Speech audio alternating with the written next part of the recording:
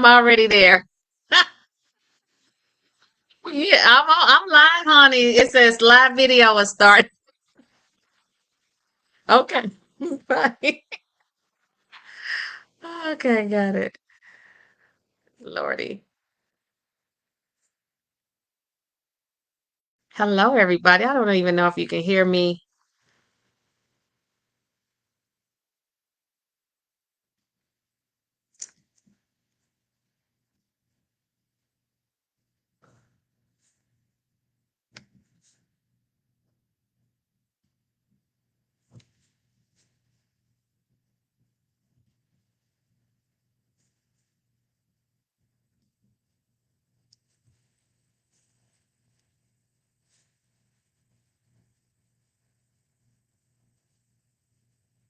Okay, I don't know.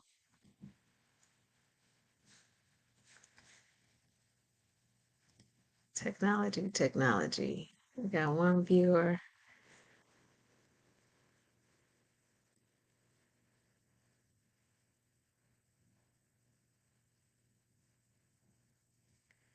I'm live. I don't know if you can hear me, but I'm waiting on Michelle. This is my first, no, I won't say this is my first time going live on Facebook, but I've never done it in a group, and so it's different.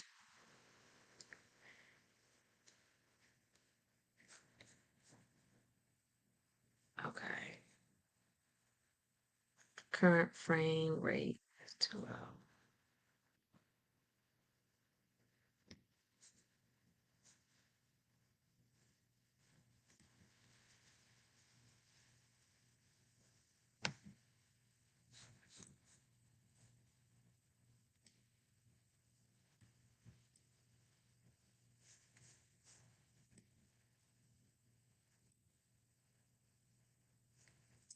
Let me move my computer. Hold on.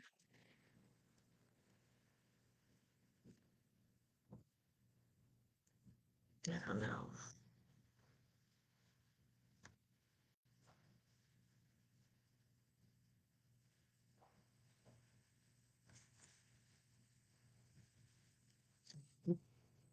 Oh my goodness. We should have had a practice. I see two viewer. Hello, hello. Okay, you can hear me. I am by okay, Michelle. I'm trying to, I don't know how to invite. Joanne, is it clear? This is so new.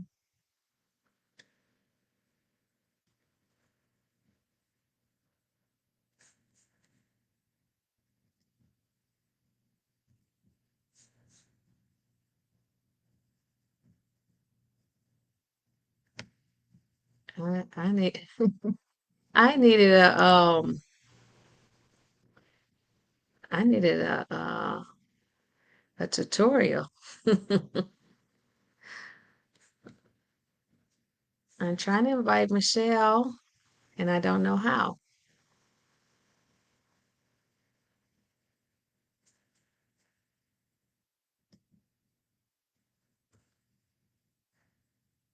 Let's see if I can. How to invite. I don't know. Okay, let's see. You know what? Maybe we should just go on and try to figure this out. I'm just going to introduce myself and go with it. Okay. Um, my name is Richelle '𝙤𝙤𝙧𝙜, and I am a mom of two 20-something-year-old sons. Actually, my oldest is Joshua. He is 24, just turned 24 in July. And then my youngest son is Joseph. We call him JT. He is 22, will be 23 in October. Um, I am a married. I am married. Been married for 30 years to my husband, Mark, who is a physician. We are originally from Kansas City, Missouri, and St. Louis. He's from St. Louis. I'm from Kansas City. And we moved to Toledo so he could complete his residency. And we've been here ever since then. That was in 2000. And So really, this Toledo is home to my two sons, and it is now my second home. And for that time, I was a stay-at-home mom. I worked before we moved here, but upon moving to Toledo, um, well, once we moved here, it just didn't make it, I figured I was going to be working to pay to work. You know what I'm saying? Like I had to pay for gas and all that stuff and childcare. So I delved into being a stay-at-home mom, which was a whole new experience, actually being somewhere um, without knowing anyone. And so we basically created our life and our network and our friends, our family, friends who became family here. And so I am thankful for Michelle, who is my sorority sister. We've known each other over 30 some years. We met in college at Central Missouri State University in Warrensburg, Missouri. And so we became fast friends and then sorority sisters. And I am so proud of what she is doing now, helping moms to help transition their teens into college life. I wish I had that when my boys were going along. So I'm here to tell my story about um, how I transitioned my sons to college. And actually, only one went away to college. And so that's a whole other story we can talk about. So I'm just going to go. I hope I'm doing okay. I'm winging it. I'm going to go with the questions that she asked.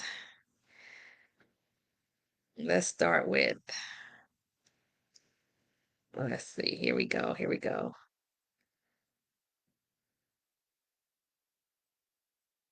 Okay, so our first question is to share my journey leading up to my oldest son transitioning from home into college campus. So, um, I was a first generation college student. So when my kids were young, I just said, let's go.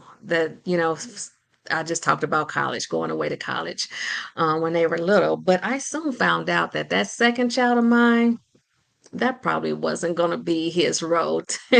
And that's one of the things you have to know about your kids. You really have to know what it is that they like and what it is that they actually want to do for their life because it's really their life and not ours. So that's something you learn along the way in your journey in motherhood and parenting. Um, and so Joshua decided he wanted to go to a HBCU, and the school he wanted to go to was in Jackson, Mississippi, so the Jackson State University. And so that is like a 14-hour drive from Toledo, Ohio. I mean, he was far away. And so, we prepared him to go and we went on, he did a college tour, we did the orientation, all of those things. And I think for myself, I was excited about him going away, but it wasn't until he actually the time got closer that all those nerves kicked in. Will he be okay? Will he meet the right people? Will he be able to get to his classes on time? Those things that we teach them, or that we kind of guide them through when they're in high school, but they're going to be on their own. He's going to have to know he's going to have to get up to go to class on time. He or she, whether you have a daughter or son, they're going to have to know to get up on class on time. They're going to have to put those time management skills that we taught them into practice for themselves. And so we did all day. We took him to school, but that coming back home, that was hard. I think I posted it on my Facebook page. I literally cried from Jackson, Mississippi, back to Toledo, Ohio. And then I was sad, and then it wasn't until I got home and I went to the pantry to get something to eat. And I saw a box of cereal and lost it. Like that just literally took me over the edge because he liked to eat cereal. And I ended up being on the couch literally for a whole week, just down, depressed, sad, just like my whole world. And just a little background about Joshua. He is my firstborn, but I also call him my miracle child. He was a preemie. He was born at 29 weeks, 2 pounds, 5 ounces. And he's also the glue that put our family together. You don't know how you really, I guess, until that missing piece is gone, how your family knits together. And Joshua was our peacemaker. Like me and my youngest, we would have our battles, and he was just the common thread that knitted us all together. And so it took some adjusting for us, all of us, including his brother, his dad, for us to be comfortable with him being gone. It was an adjustment. And I don't know how to see any questions. I'm gonna try to. We might just have I'll talk, and then if Michelle has to come on live, we'll do that. Okay. Okay. So, next.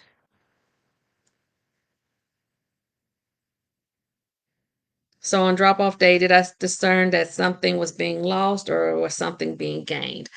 For me, yeah, I felt like I was losing my friend, my son. He had became my friend. He was my buddy.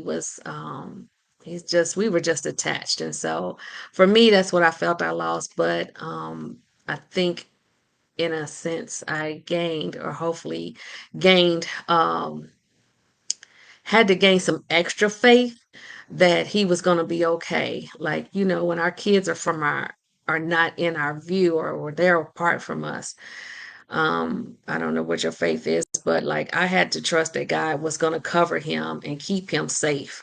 And trust that the things that I instilled in him and his dad and I instilled in him would would be there, and that he could glean on those things that we taught him, because he was becoming a man and he would have to stand for himself. And so,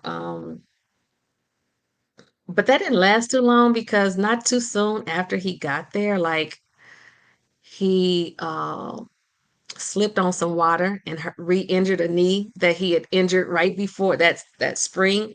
And so I ended up having to go to Jackson for 2 weeks to help him through that surgery. So, I mean, I guess he didn't lose me for too much for that time. But what emotions do I remember experiencing through that time, and how did I manage them? Like I said, I was so sad when he first came, when I first got back, um and then, like I said, I just laid on the couch. I was just kind of in a little depression. But you know what? I let myself just experience it. And then I was just had to pop up out of it. And, it's like, okay, he's gone. Now what? Let's get back to normal. We tried to do a check-in, but that one, I'll say, okay, I just need to see your face, need to hear your voice, check in at least once a week. That's okay. I'll give you a space, but I need you to check in. And so it just took a minute for me to just say, okay, it's okay to be sad, because it's natural. That's your child. That's whether it be your firstborn, secondborn, that's that person that has that special place in your heart. We love them all differently. Um, and so those things that you miss about them, it's okay.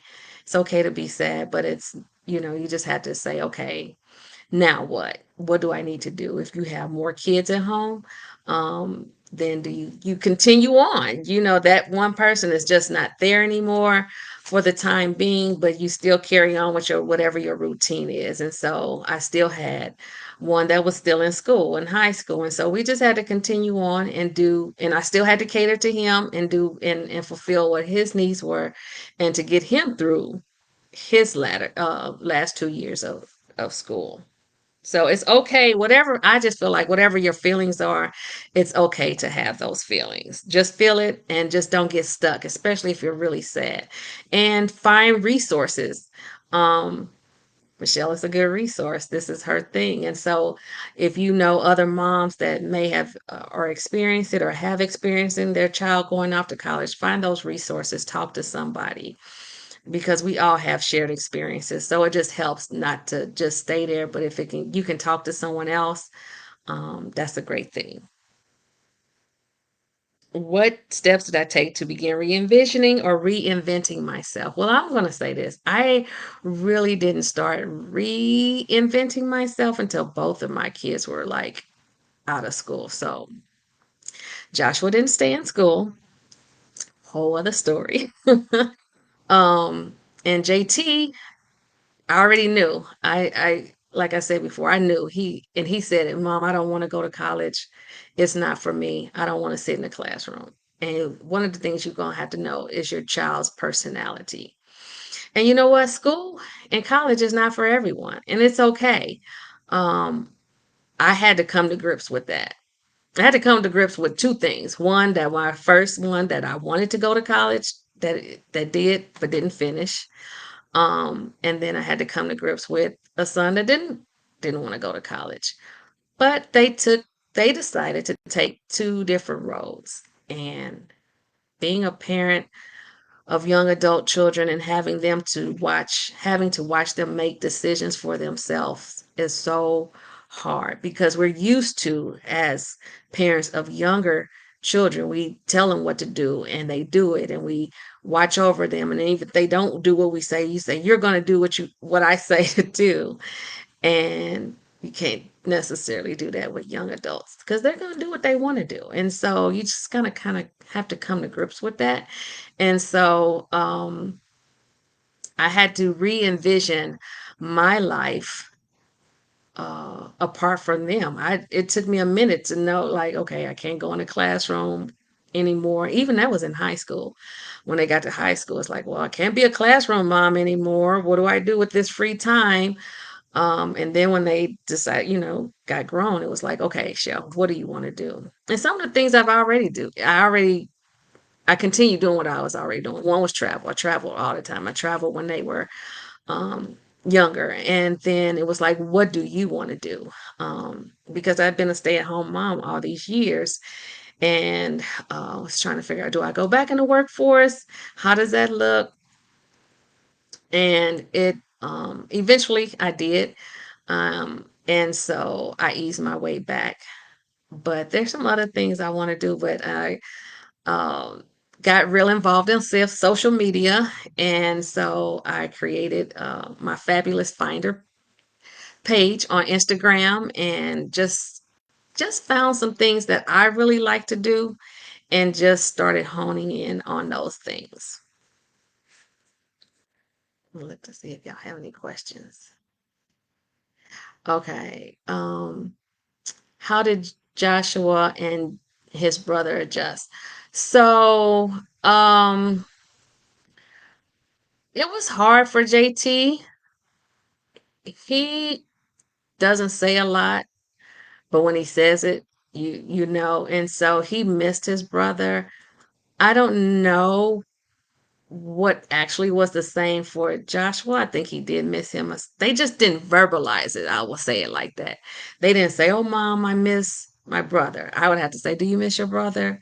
And then they was like, "Okay, yeah, I miss him," or whatever. Or JT was like, "When is Joshua coming home?" He's a gentle, quiet giant, and so he doesn't express himself a lot. But when he does, what it is that he is saying. And so. Um, because when they were little, they fought like cats and dogs. I was like, these guys are never going to be close, but they became close as they got older. And I think they just adjusted and they made sure to talk. And when they got home, they just talked a lot and interacted with each other. Did I seek outside support? Yeah, I think at the time, everybody, I had um, friends that our kids were around the same age. And so they, they were experiencing the same thing. And so it's good when you can talk to someone else that is going through the same thing that you are. And so knowing that you are not alone. And I think as parents and a lot of times as moms, as in so many areas. You think that thing that you're going through, that you are the only one. And 9 times out of 10, you're not. There's someone going through the exact thing that you're going through. And so I also believe that you don't go through things for yourself. It is to help that person that is coming along after you. And so it helped to know that there were other moms experiencing the same thing as I am. And I was actually talking to a mom who just dropped her daughter off to college last week, a couple weeks ago, a week and a half ago. And she's just like, I just miss her. And I just felt her spirit and I saw how she looked and I just immediately like, yeah, I know what that feels like. And I just said, oh my gosh, I felt so bad for her because, oh, it's hard, but we bounce back like we want our kids to. We bounce back and once they get adjusted, they'll be fine. So yeah, my phone keeps coming. When your child returned home throughout the year or for the summer, what characteristics, positive, otherwise, did you notice? Okay, so um, I noticed some things. So Joshua had a hard time adjusting because social wise, he had his own network here at home. He had his close pals, and when he would come home to visit, like he would be come home, say hi, and next thing I know, he was gone. But at school, it was hard for him to adjust because he said that they had already kind of formed their groups, social groups. They had, if your kids are on GroupMe or whatever message systems that they use, and they all live close. So mostly everyone was from the South. And so whether it be Georgia, Mississippi, Alabama, they were all close. And so they kind of already knew each other. And I think for him, he felt like a fish out of water. And even though he's social, he's very quiet and laid back, and which we have some of the same characteristics. It was just hard for him to jump in, which I couldn't see because even though I feel like at times I'm shy. I just interject myself. Like I will get in your group. I won't say anything. I might not talk to you, but I'm gonna be a part of your group. And for him, I just don't think he made that adjustment. And then we found out he also has some mental health issues along the way. So it's a whole can be a whole mix of things. So those were some of the things I noticed. And it really wasn't until he said, I don't want to go back to school, that those things kind of came to light, that he had a hard time adjusting. I think for parents, we just have to get out the way of ourselves because I felt like I had a great time in college. You should have a great time in college. Um, because I still say to this day, those were the best 4 years of my life. And so it was just hard for me to adjust to think like, how are you having a hard time adjusting? I adjusted. Um, and so but that wasn't the case for him. So did you find that had to give myself definitely grace, give yourself grace and patience because we don't know. Like everything's a first time. I always say there's seasons of parenting, like age groups. I kind of like section it off. And so I think the hardest for me is this young adult time, this parenting of young adults and letting them find their way and letting go.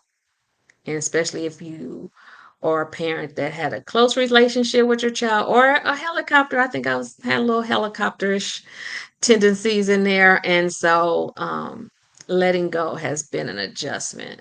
But my goal was that I hope that they would always be well, that they would be self-sufficient. And so they've met that goal. And I had to also know that they won't learn if we don't let them fall. We got to let them fall. We got to let them bump their head a couple of times, or how many ever times it takes for them to get it for themselves. Until they get it for themselves, they won't ever know and they won't ever grow. So yeah, that's been the adjustment. So I should put this up here so I don't keep putting my head down. But I am thankful for Michelle, and because this is a niche that is really needed. And so I'm excited to be here. So we talked about the support. Yeah, friends, my circle of girlfriends, helped tremendously, especially I depended on those that have sons, because I'm sure, Michelle has all girls. I have, um, two boys. And so kind of difference in raising those two genders. There's some differences, even though the things that they experience can be kind of common. There's some commonalities, but yeah, so I use those moms, especially that had boys, to help me out. Um, During a period of reflection, what advice would you give your younger you? So much advice. Uh, I would give my younger self as a mother, the advice that I would give her is to breathe. Um, you don't have to get it right. Your children are not perfect, and they won't be. Um, and I would say savor those moments, and have a plan. I think I kind of winged it. I didn't have a plan. And my girlfriend, a good friend of mine, she's a mom coach too, Deborah, talks about systems. And I always tell her, I wish I had you when I started out. And so definitely getting a plan for your children and for yourself. Sort of like we always talk about succession plans for on the workplace or in leadership. I think there should be a succession plan for parenting, because a lot of people I know that I experience, they build their life around their kids. I kind of did the opposite. Some of the things, like, so one of the things I didn't do, I always made sure to do self-care. I never felt guilty if I took time out for myself, because I felt like if I didn't, because I realized I was dealing with some depression myself, but it masked in other ways and presented itself in other ways. And so I had to do things for myself in order to make sure I stayed good or as best I could for them. But a lot of parents just do everything and don't do anything for themselves. And that's just not a good balance. So, but I would tell my younger self to savor those moments more. I felt like I rushed my kids to grow up. And then that time came, and I look back even now, it's like, where did that time go? So I always tell moms that have younger children, savor this moment, whatever phase they're in. Um, Toddler phase, um, kindergarten, preschool, middle school, whatever age they're in, to savor those, because that time when they will come, when they will leave the nest. And so that's the advice I would give. And seek help. Like I said, I when we first moved here, I didn't know a lot of people, and so I was really winging it on my own, and I didn't have that support of family. And so those younger years with my kids were hard. And so if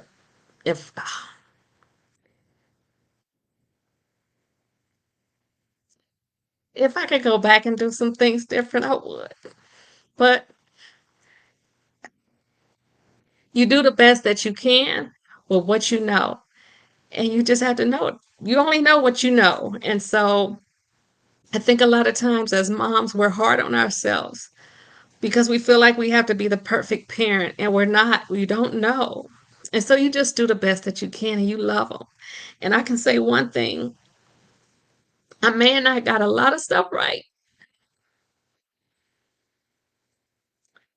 But I know I love my kids. And if they don't know anything, they don't know anything. They know that their mom loves them. Oh gosh, I'm sorry. Oh, goodness. I didn't mean for that to happen, but oh goodness. Oh boy. Um, yeah, so don't be too hard on yourself. Do like Michelle said, give yourself some grace because we only know what we know and we just do the best we can.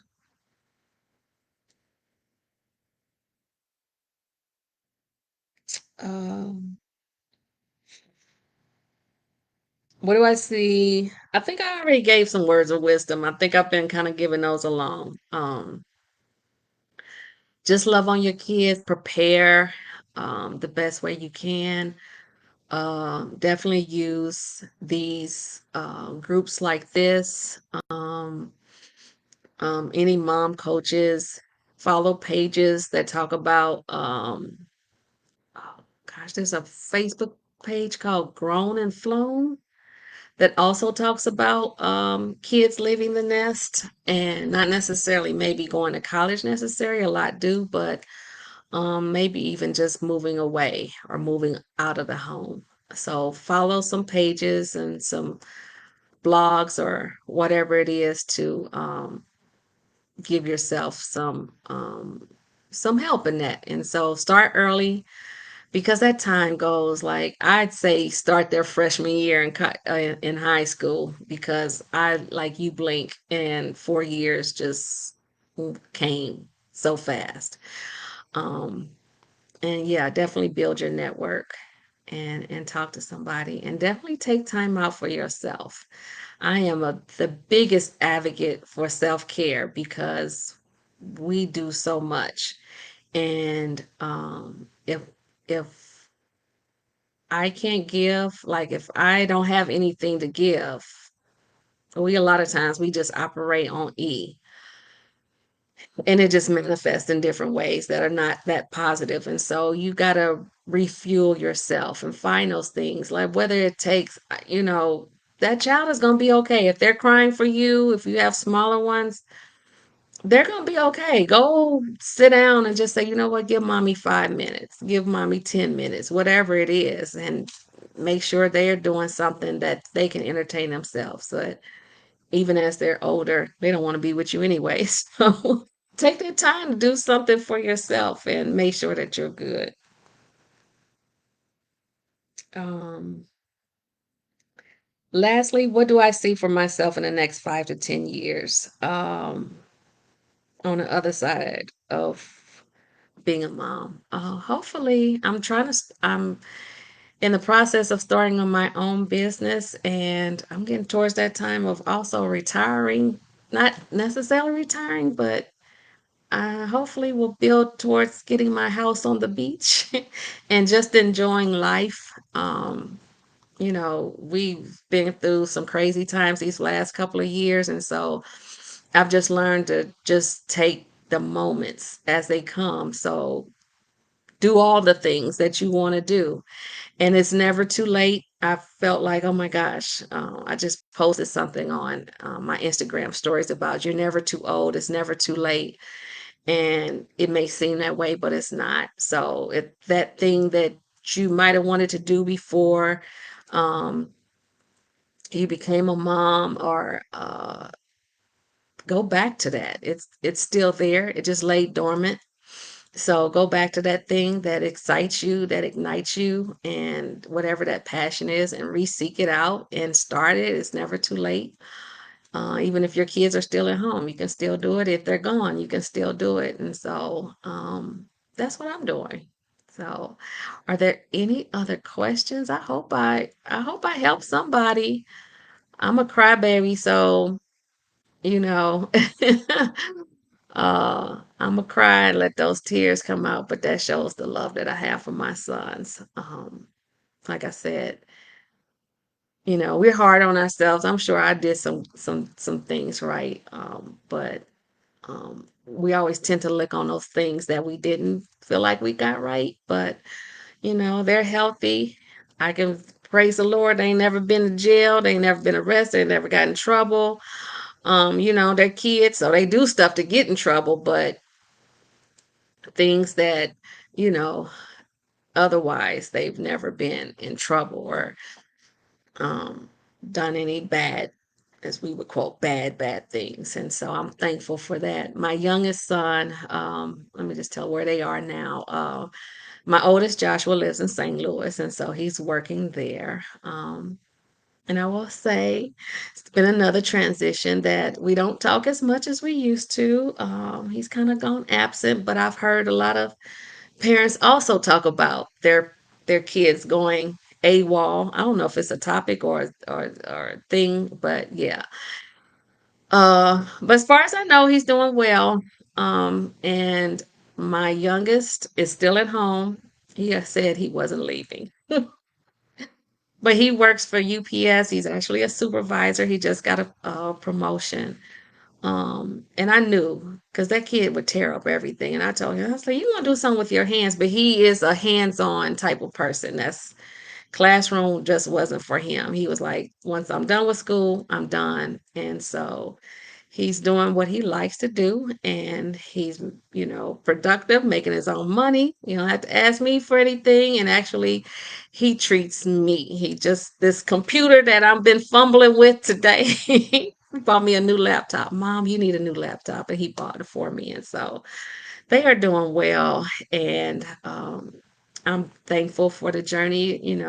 It may have been rough at times, but how do we learn, except by going through a couple of trials and tribulations. And so the thing is to come out on the other side of it. And so I'm thankful for that. And I'm thankful to be able to share my story, and hopefully someone else can benefit. I think a lot of times as moms, we get on here and we want to talk about, you see people talk about, oh, my child made the honor roll and they had these grades and my child is doing that. And maybe your child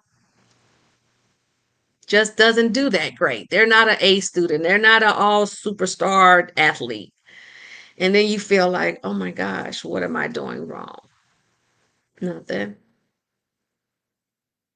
Maybe that's just not who your kid is. You just try to be the best parent you can to the type of child that you have. My youngest son had and still has ADHD, and we had to navigate through that through school and how he learned and how he processes stuff. And so, he ended up doing some great things. Actually, he ended up being an A student. Once I let go of the reins and let him figure out what worked best for him when he was in school. So that's it, Michelle. I don't, if you want to come on and say some words, I can go off and then you come on. Will that work? Oh, thank you. Yes, yes, Joanne, self-care is so important.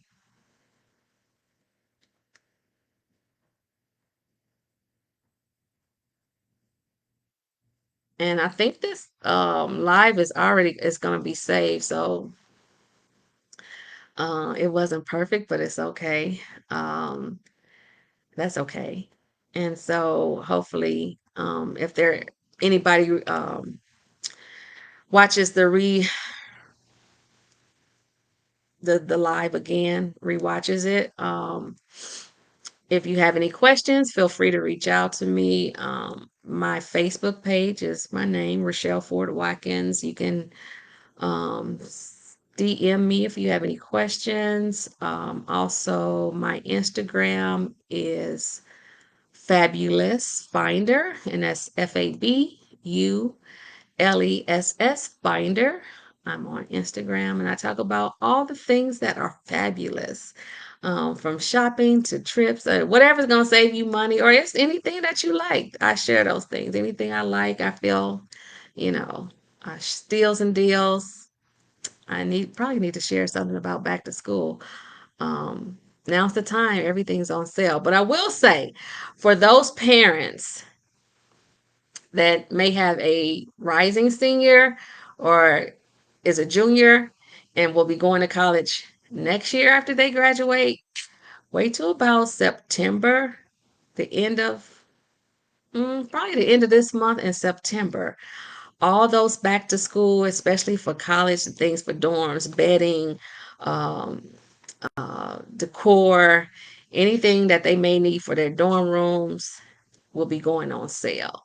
So that's one of the things I did. I bought the year before Joshua went away to school. So I wouldn't have to like, because I like to save my coins. And so that's just a tip from me. So start saving and start buying those things, the soap powder and laundry detergent and all that stuff that they you think they'll need for school.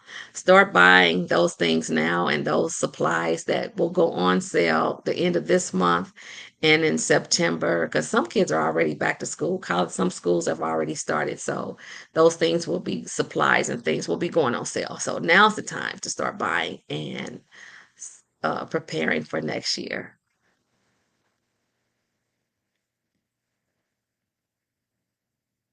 Okay, she's going to come on later. And so, everybody, thank you so much and have a great evening. Like I said, if you have any questions, please feel free to reach out to me and have a good night.